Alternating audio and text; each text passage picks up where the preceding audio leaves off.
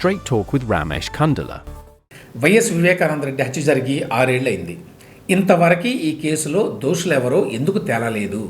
అసలు ఈ కేసు విచారణ జరుగుతోందా? జరిగితే విచారణ ఏ దశలో ఉంది? ఈ ప్రశ్నలకు జవాబులు అందించే ప్రయత్నం ఈ వీడియో. వివేక హత్య జరిగి ఇంతకాలం గడిచినా అంగుళం కూడా ముందుకు వెళ్ళలేదంటూ తాజాగా ఆయన కుమార్తె డాక్టర్ నర్రెడ్డి సునీతారెడ్డి తెలంగాణ హైకోర్టులో పిటిషన్ వేశారు. సునీతారెడ్డి తన పిటిషన్లో ఏమన్నారు, ఏం కోరారు అనే విషయాలు చెప్పే ముందు ఈ కేసులో ఇప్పటివరకు ఏం జరిగిందో వివరిస్తా. ఏపీ పోలీసుల విచారణ మీద నమ్మకం లేదని, ఈ కేసుని సిబిఐకి అప్పచెప్పాలని సునీతారెడ్డి సుప్రీంకోర్టుకు వెళ్ళారు. ఆమె కోరికని సుప్రీంకోర్టు మన్నించడంతో సిబిఐ వారు 9 జూలై 2020 నాడు కేసు రిజిస్టర్ చేశారు. సుప్రీంకోర్టు ఆదేశాల మేరకి నిర్ణీత గడువులో దర్యాప్తును పూర్తి చేసి 21 అక్టోబర్ 2021 నాడు సిబిఐ ఛార్జ్షీట్ని ఫైల్ చేసింది. ఈ ఛార్జ్షీట్లో A1గా ఎర్రా గంగిరెడ్డి, A2గా యాదాటి సునీల్ యాదవ్, A3గా గజ్జల ఉమాశంకర్ రెడ్డి, A4గా షేక్ దస్తగిరిని నిందితులుగా సిబిఐ పేర్కొంది. ఈ ఛార్జ్షీట్ని పులివెందుల ఫస్ట్ క్లాస్ మేజిస్ట్రేట్ కోర్టులో సిబిఐ దాఖలు చేసింది. ఎందుకంటే అప్పుడు ఈ కేసు న్యాయ విచారణ పులివెందుల కోర్టులో జరుగుతోంది. అయితే విచారణని పులివెందుల కోర్టు నుంచి బదిలీ చేయాలి అని చెప్పి సునీతారెడ్డి కోరారు. అప్పుడు అంటే నవంబర్ 2022లో కడప సిబిఐ స్పెషల్ కోర్టు పరిధిలో ఉన్న ఈ కేసుని హైదరాబాదులోని సిబిఐ స్పెషల్ కోర్టుకి హైకోర్టు వారు బదిలీ చేశారు. ఆ తర్వాత విచారణలో మరింత మంది పాత్ర బయటపడింది అని అంటూ సిబిఐ జూన్ 31, 2023 నాడు సప్లిమెంటరీ ఛార్జ్షీట్ని ఫైల్ చేసింది. ఈ రెండో ఛార్జ్షీట్లోనే జగన్మోహన్ రెడ్డి గారి సోదరుడు, కడప ఎంపీ వైఎస్ అవినాష్ రెడ్డిని 8వ నిందితుడిగా సిబిఐ చేర్చింది. అంతకుముందు ఇతన్ని ప్రశ్నించడానికి ప్రయత్నించినప్పుడు తెలంగాణ హైకోర్టు సిబిఐకి కొన్ని కండిషన్లు పెట్టింది. రాతపూర్వకంగా ప్రశ్నలు ముందే ఇవ్వాలి, అవినాష్ రెడ్డి లాయర్ సమక్షంలోనే ప్రశ్నలు అడగాలి అని సిబిఐకి తెలంగాణ హైకోర్టు షరతులు విధించింది. దీని మీద డాక్టర్ సునీతారెడ్డి సుప్రీంకోర్టుని ఆశ్రయించారు. తెలంగాణ హైకోర్టు ఆదేశాలని సుప్రీంకోర్టు తీవ్రంగా ఆక్షేపించింది. ప్రశ్నల్ని రాతపూర్వకంగా అడగాలని, వాటిని ముందే నిందితుడికి ఇవ్వాలని తెలంగాణ హైకోర్టు షరతులు విధించడం పూర్తిగా అసమంజసం, హోలీ ఇన్అప్రాప్రియేట్ అని సుప్రీంకోర్టు వ్యాఖ్యానించింది. కానీ అప్పటికే అవినాష్ రెడ్డిని సిబిఐ ప్రశ్నించడం అనే తంతు పూర్తయింది. ఆ తర్వాత అవినాష్ రెడ్డిని ఈ కేసులో అరెస్ట్ చేయడానికి ప్రయత్నించి సిబిఐ విఫలమైంది. జగన్ ప్రభుత్వంలోని రాష్ట్ర పోలీసులు అవినాష్ని అరెస్ట్ చేస్తే శాంతి భద్రతల సమస్య తలెత్తుతుంది అనే పేరుతోటి సహకరించాల. దాంతో సిబిఐ ఉత్త చేతులతో తిరిగి వచ్చింది.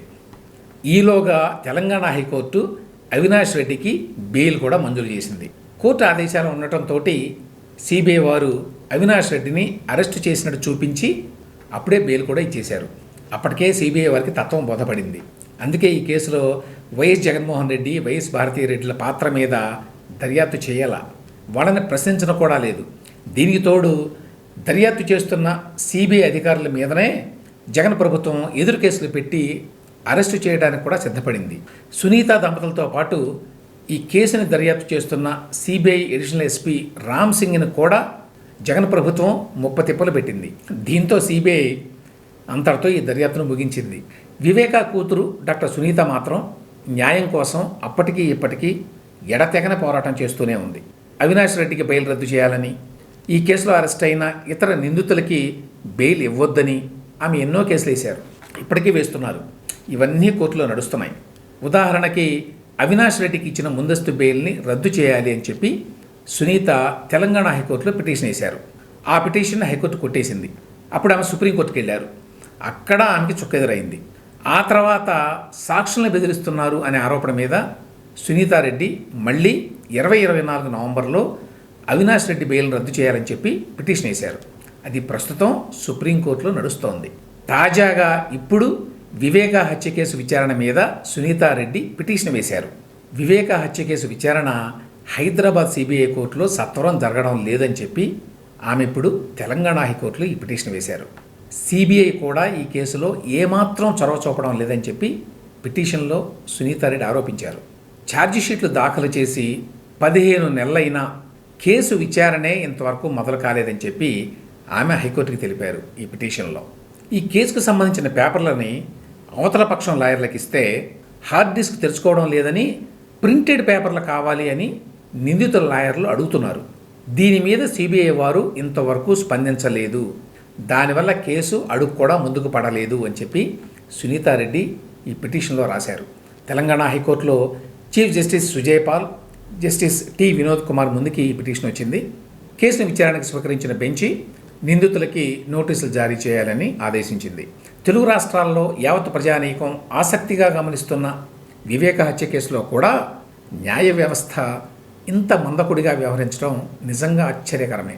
ఇప్పుడు సునీతారెడ్డి తాజాగా వేసిన పిటిషన్కి స్పందించైనా ఈ కేసుని న్యాయస్థానాలు త్వరగా విచారిస్తాయా అనేది చూడాలి.